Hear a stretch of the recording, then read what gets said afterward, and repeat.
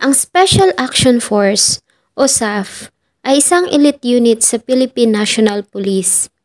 Ang isang candidates ay pinipili mula sa grupo ng PNP na may rank na Police Officer 1 o Patrolman sa kasalukuyan. Ang mga candidates ay sumasailalim sa 6 na buwang Basic Public Safety na kurso sa National Police Training Institute bago sila kukuha ng SAF Commando Course, kung saan ay sumasailalim silang muli sa matinding training bago sila payagang magsuot ng SAF beret. Ang nasabing kurso ay binubuo ng modules sa Internal Security Operations, Waterborne Rescue, Police Intervention, Barangay Module at Operational Testing, kasunod ng field training at exercise. Pag nagawa nilang makapasa sa command courses, ay papayagan na silang sumailalim sa specialized training tulad ng pagdisarma ng mga pasabog o bomba at iba pa. Ang nasabing pagsasanay ay ginagawa sa headquarters sa Cuartel de Santo Domingo sa Santa Rosa, Laguna. At pag nagawa nilang makapasa sa lahat ng nasabing pagsasanay, ay tsaka lamang sila official na tatawaging isang SAF Commando. Samahan niyo po akong balikan ang nangyaring Mama Sapano Clash na ikinamatay ng 44 na magigiting at matatapang nating mga SAF Commandos. Bago ko po simulan ang ating story, sa mga bago po sa channel ko, please hit the subscribe button at pakipindot na rin po ang ating notification bell para ma-notify kayo sa mga bago nating upload na videos. April ng taong 2014, ang Special Action Force top officials ay kasama ang noon ay President na si former President Benigno Aquino III, Interior ng Local Government Secretary Manuel Rojas, at ang PNP Chief Director General na si Alan Purisima ay nag-usap-usap tungkol sa Oplan Wolverine, ang operasyon tungkol sa pag-aresto sa teroristang si Zulkifli Binhir o Marwan. Si Zulkifli Binhir o mas kilala sa tawag na Marwan ay pinanganak noong 1966 sa Muar Johor, Malaysia. Bihasa ito sa lingwahe na Malay, Tagalog, English at Arabic. Si Marwan ay umattend sa isang Malaysian boarding school bago siya nagsanay sa pagiging isang engineer sa United States. Ayon sa kanila, si Marwan ay may 10 mga kapatid at 3 anak nang umalis ito sa kanilang lugar at hindi nagparamdam sa pamilya. Hanggang sa isang araw ay bigla na lamang itong muling nagpakita sa pangalang Marwan na miyembro na ng grupo ng mga terorista na may kaugnayan sa Jemaah Islamiyah at isa sa most wanted sa listahan ng Federal Bureau of Investigation o FBI sa United States na may $5 million na pabuya sa makapagbibigay na information para sa kanyang arrest, buhay man o patay. Si Marwan ay isa sa mga magagaling na tagabuo ng mga iba't ibang klase ng bomba na kanyang dinideliver sa iba't ibang mga grupo ng malalaking terorista sa mundo. Ayon sa report, si Marwan ay natutong gumawa ng mga bomba dahil sa kanyang mentor na si Azahari Hussein na isa ding most wanted na terorista. Taong 2000 ay naisama siya sa most wanted criminal ng Malaysia dahil sa ginawa niyang pagpatay sa isang Kristiyano na miyembro ng kanilang parliament. Ang nasabing atake ay sinuportahan ng Al-Qaeda. Taong 2002 ay isa din si Marwan sa suspect na sinasabing namuno sa Kumpulan Mujahidin Malaysia o KMM, isang organisasyon ng mga terrorist na nakabase sa Southeast Asia at Indonesia. Ang KMM ay isang component ng international organization ng mga terorista. Si Marwan din ang nagtatag ng teroristang grupo na Khalifa Islamiyah sa Mindanao. Sa parehong taon ay may 8 mga active na arrest warrant si Marwan. Na-involved din siya sa pagbuo ng mga bomba para sa mga militanteng grupo na Abu Sayyaf na siyang naging dahilan sa pagtakas ni Omar Patik at Gaddafi Janjalani. Taong 2012 ay sinubukan din nilang pasabugin ang Cagayan de Oro nang magtanim sila ng mga bomba sa syudad, kung saan ay 2 police officers ang namatay kahit pa nga nagawang ma-detonate ang isa pang bomba sa mas ligtas na lugar.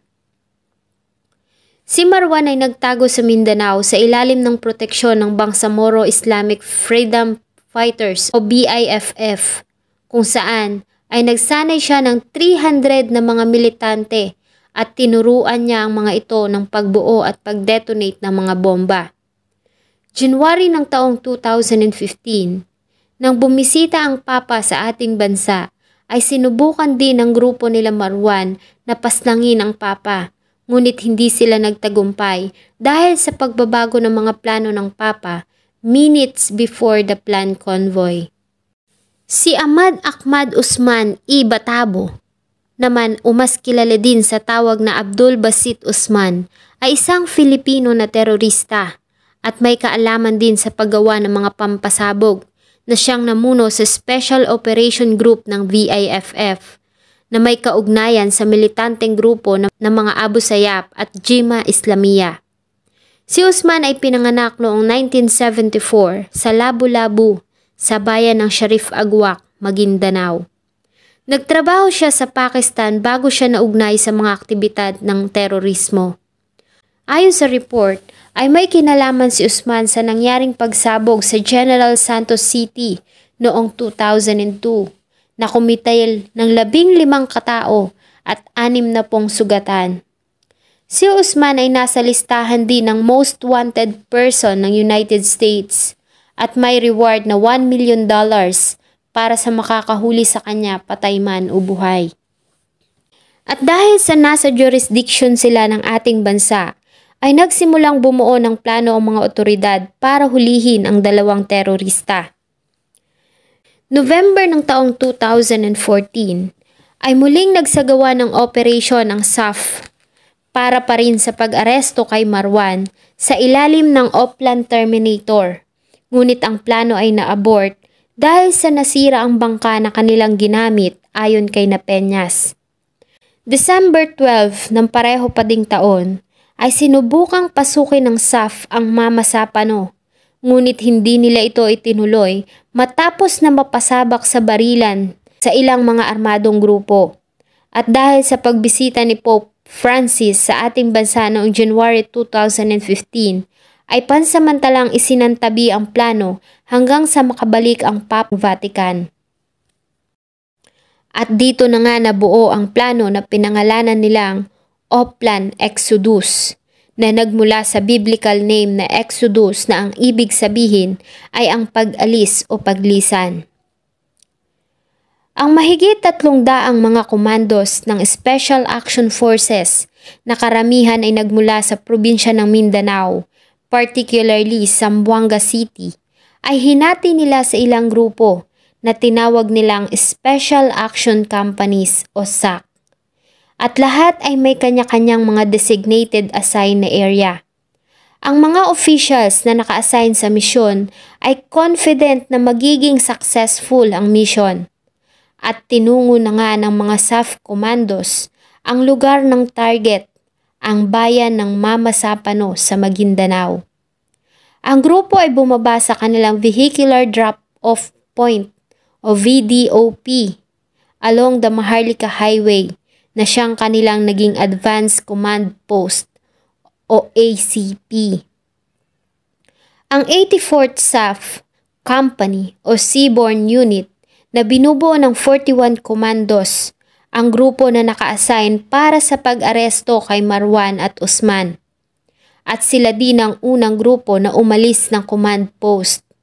Ang Seaborne din ang siyang pinaka-membrane ng operasyon dahil sa kanila nakabase ang magiging movement ng mga natitirang grupo na nanatili sa command post. Ayon sa plano, upon deployment ng Seaborne ay susundan sila ng 55th SAF Company na binubuo naman ng 36 na mga commandos na siyang magiging blocking force at tatayong primary support at security ng Seabourn. Sa likuran naman nila ay puposisyon ng 45th, 42nd at 41st SAF companies na binubuo ng more than 300 commandos na siyang tatayong support groups at magsisecure ng exits para sa Seabourn at 55th SAF Company. Samantalang ang 43rd SAC naman ay nanatili sa drop point, securing both ends of the highways. At ang nasabing grupo ay armado ng V-150 na armored vehicles na siyang magsisilbing containment force at security ng Main Supply Route o MSR. Ang nasabing plano ay tinantyang matatapos on a specific time frame. Ngunit hindi ito ang nangyari dahil sa ang daan papunta sa target ay mahirap dahil sa napapalibutan ito ng malawak na taniman ng mais at malalim na ilog na siyang nagpahirap sa mga komandos, idagdag pa ang madilim na paligid. Hindi rin sila pamilyar sa lugar dahil ito ay teritoryo ng mga militanteng grupo sa Maguindanao gaya ng MILF, BIFF at ilan pang mga pribadong militanteng grupo. At ng mga panahong yon, ang MILF at ang ating gobyerno ay nasa ilalim ng isang peace talk na kung saan ay may kasunduan ang magkabalang panig na walang gagawa ng kahit na anong agresibong aksyon at nagkasundo ng tigil putukan o ceasefire. Samantala, dahil sa ang nasabing misyon ay highly confidential, ay hindi nila in-inform ang MILF sa gagawing operasyon. Nang ganap ng alas 11 ng gabi noong January 24, 2015, ay isinakatuparan nila ang Oplan Exodus. Ang 41 commandos ng Seabourn na pinangunahan ni Superintendent Raymond Train ay nagsimulang tahakin ng daan patungo sa target. Habang tinatahak nila ang daan ay nahirapan ng Seabourn dahil sa unfamiliar terrains at ganun din ang malakas na agos sa ilog na siyang naging dahilan para magbago ng plano ang Seabourn. Lumihis sila ng daan na siyang naging dahilan para madelay ang pag-alis ng 55th SAF companies at iba pang grupo sa command post. Alas 4 ng madaling araw kinabukasan, January 25, 2015, ay narating ng Seabourn ang barangay Pedsandawan kung nasaan ang kubo nila Marwan at Usman. 13 sa 41 commandos ay tumawid ng ilog at pinalibutan nila ang kubo na kinaroroonan ni Marwan at ang iba naman ay sinecure ang perimeter. Subalit, ang nasabing kubo ay may mga nakatanim na mga improvised na mga traps kaya naman naalarma ang kanilang target at nagsimula na ang palitan ng putok mula sa Seabourn at sa grupo ni Marwan. Samantala, si Abdul Aziz Usman naman ay palihim na nakatakas sa lugar. Ang ingay na nabuo sa palitan ng putok ay narinig sa iba't ibang lugar sa Mama Sapano na nagpa-alerto sa mga grupo ng mga armed groups sa area, namely BIFF, MILF at mga pribadong grupo. Makalipas ang 15 minutong palitan ng putok, ay matagumpay na na-neutralize ang isa sa mga most dangerous man sa buong mundo. Dahil sa may kabigatan ay hindi nila kayang dalhin ang remains ni Marwan, kaya naman pinutulan na lamang nila ito ng daliri para sa DNA sample at kinuna ng larawan. Nag-send din ng mensahe ang isang SAF commando sa command saying, Mike 1, bingo, na ang ibig sabihin ay matagumpay ang kanilang misyon. Agad na nilang nilisan ang area para salubungin ang 55th SAF commandos katulad ng napag-usapan para sa kanilang pag-exit. Subalit huli na nang ma-realize nila na napapalibutan na pala sila ng mga grupo ng BIFF, MILF at private armed groups. Habang ang 55th SAF companies naman, dahil sa na-delay ng ilang oras, ay sinubukan pa rin nila na marating ang kanilang designated na waiting point, kung saan dapat silang magtatagpo ng Seabourn. Habang tinatahak nila ang taniman ng mais sa barangay Tucana, Lipaw, ay nakarinig sila ng sigawan ng mga lalaki sa area. Kaya naman agad silang dumapa at bumuo ng defensive perimeter. Sa kabilang bahagi ng ilog ay natanaw nila ang mga membro ng MILF na nakaposisyon malapit sa tulay. Kaya naman nanatiling nakadapa ang 55th SAF companies. Nang ganap ng alas 5 ng madaling araw, ang 77 commandos ng 55th SAF Company at Seaborne Unit ay napalibutan ng 1,000 na pinagsamang miyembro ng MILF, BIFF at iba pang private armed groups. Sa location ng Seaborne ay nakikipaglaban sila for survival at dahil sa tagilid ang kanilang lagay dahil sa dami ng kalaban ay nagdesisyon ng grupo na mag-retreat sa ilog at tahakin ng ibang exit route para maiwasan ang mga kalaban. Ngunit kahit saan sila magpunta ay may mga nakaposisyong mga kalaban. Sa mga oras na yon, ang grupo ng Seaborne at 55th SAF companies ay patuloy na tumatawag para sa reinforcements na siyang naging hudyat para sa ang mga natitirang SAF companies ay umabante. Ngunit umatras din ang mga ito matapos na salubungin ng mga putok mula sa mga kalaban at muli itong bumalik sa command post at naghintay ng order. Ang nasabing pangyayari ay nakaabot na kay SAF Director Gitolio na Peñas Jr., ang commander na nag-oversee ng operation. Nang bandang alas 6 ng umaga, si Peñas ay nag-send ng message sa Army 6th Infantry Division Commander kung saan ay doon lamang nito pinaalam dito ang tungkol sa ginawang operasyon ng SAF. Ayon kay Commander Major General Edmundo Pangilinan ay natanggap niya ang nasabing information, ngunit hindi naman umano sinabi na kailangan ng mga ito ng reinforcement team. Ganun pa man, nang mabalitaan ng nagaganap na palitan ng putok, ay agad niyang inutusan ang Brigade General ng AFP para ipaalam sa MILF Commander na si Abdul Abad Ditaya ang sitwasyon para i-withdraw nito ang mga tauhan sa nagaganap na barilan na noong mga panahon na yon ay nasa ilalim ng isang peace talk sa ating gobyerno. 8:30 AM ay dumating ang army sa command post. Matapos na pag-aralan ang location na tinahak ng grupo, ay nagsimula ng tahakin ng army ang lugar papunta sa kinaroroonan ng 55th SAC at Seaborne. Samantalang ang 300 na SAF commandos ay tumangging sumama sa kanila. Ayon sa kanila, ay naghihintay pa ang mga ito ng order kung ano ang gagawin. At 9 AM, ang army nakatanggap ng tawag mula sa Seaborne, kung saan ay sinabi ng mga ito na sila ay nasa isang burol sa barangay Tucana, Lipaw at napapalibutan sila ng MILF. Nang malaman nito ng AFP Chief of Staff General na si Katapang, ay inutusan nito ang army na huwag paputukan ng MILF dahil sa ayaw umano nilang sumira sa ongoing na peace process at sa kasunduan na ceasefire. Ganun pa man, ay nagpatuloy ang army para bigyan pa rin ng tulong ang mga SAF commandos, subalit sinalubong sila ng mga ulan ng putok na siyang naging dahilan para sila ay gumanti ng putok kahit na nga sila ay nasa ilalim ng ceasefire. Alas 12 ng tanghali, ang 55th SAC ay patuloy na humingi ng tulong sa kanilang mga kasamang komandos na nanatili lamang sa command post at naghihintay ng utos.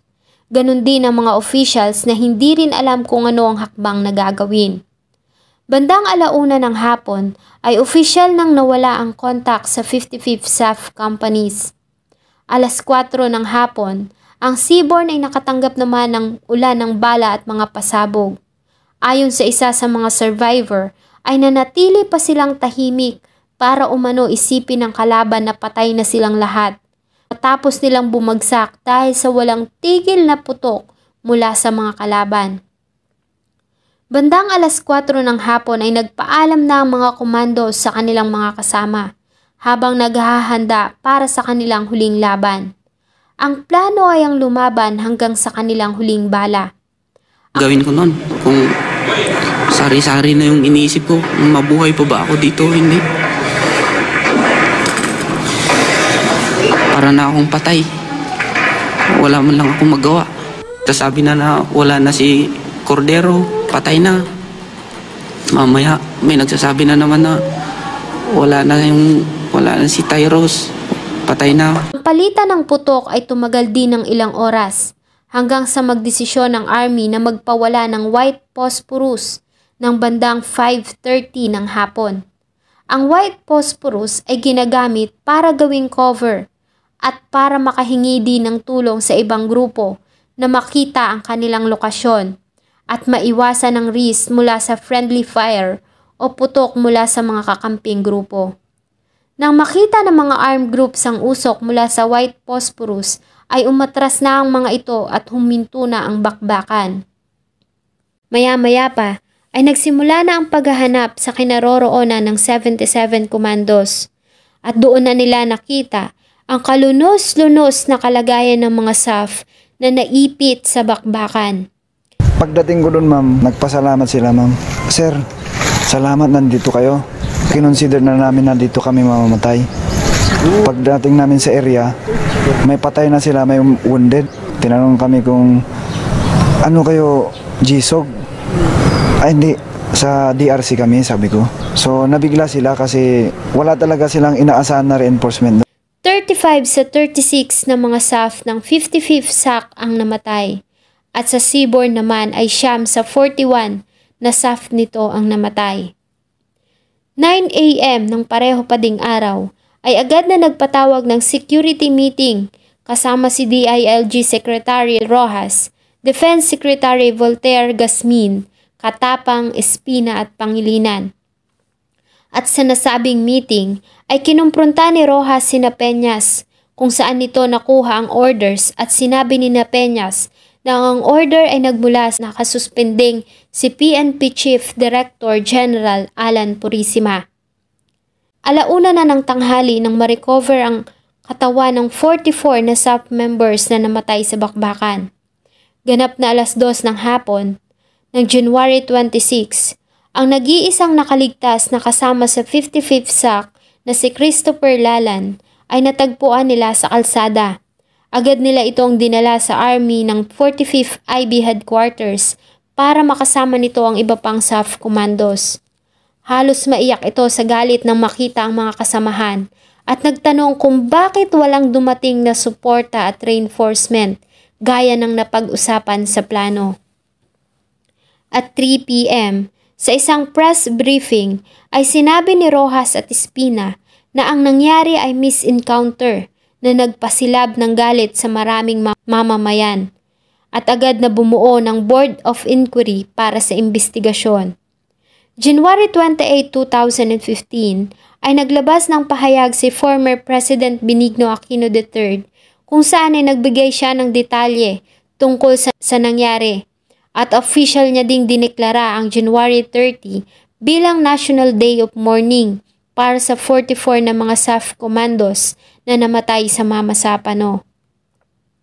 January 29 ay naganap ang arrival of honors ng 44 na mga biktima, kung saan ay hindi nagawang sumalubong ni former President Benigno Aquino III. Sa halip ay umattend ito sa isang car plant launching na siyang nagpaliyab sa galit ng marami. Kinabukasan January 30 at saka lamang siya nakipagkita sa mga pamilya ng mga biktima sa Camp Bagong Tiwa matapos ang ginawang necrological service para sa fallen 44.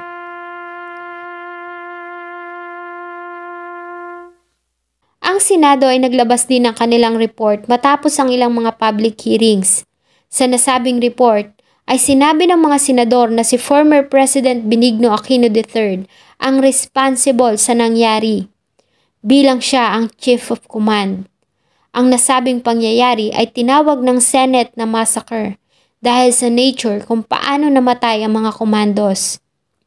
Maliban kasi sa natrap sila from all sides at sa autopsy report ay may isang unverified na video ang kumalat sa social media kung saan ay pinakita kung paanong binaril ng tutukan ng isang naghihingalong komando.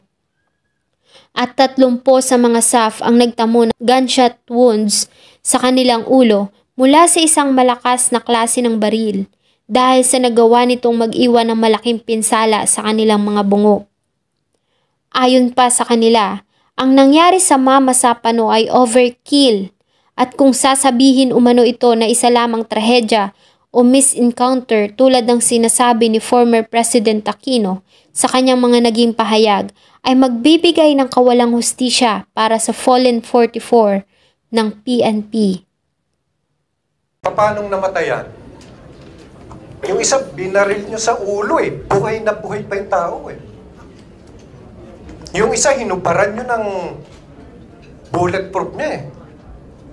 Binaril nyo sa katawan niya eh. Yung isa, 9mm sa ulo niya. Dalawang fatal shots. Hindi po pwede nag-suicide yung tao dahil in the face of so many enemies, kasi 9mm, close range yun. Short firearm yun. Nakita na eh. Ito lang po ang gusto kong tanong eh. Nakita nyo na, SAF yan eh. Kahit anong violation pa yan. Kahit na po sinabi nating walang coordination, etc. Kahit na sabihin pa ho natin, sino una nagpaputok?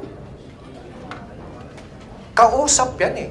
Sa usaping pagkatahimikan, peace talks. Bakit nyo pininis yung mga tao? 44 yan eh. Tatatlo pa lang po yung sinasabi ko eh.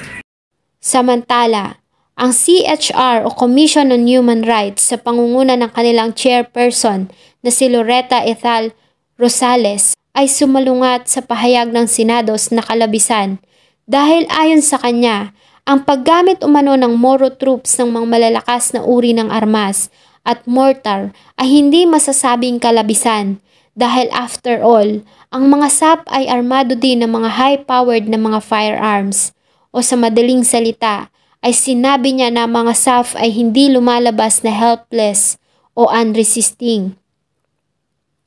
Sa ginawang investigasyon ng insidente, ay nalaman nila na si former President Benigno Aquino III na siyang Commander-in-Chief ay pinayagan nito ang matalik niyang kaibigan na si dating PNP Chief Alan Purisima na mag-participate sa operasyon at binigyan niya ito ng full control.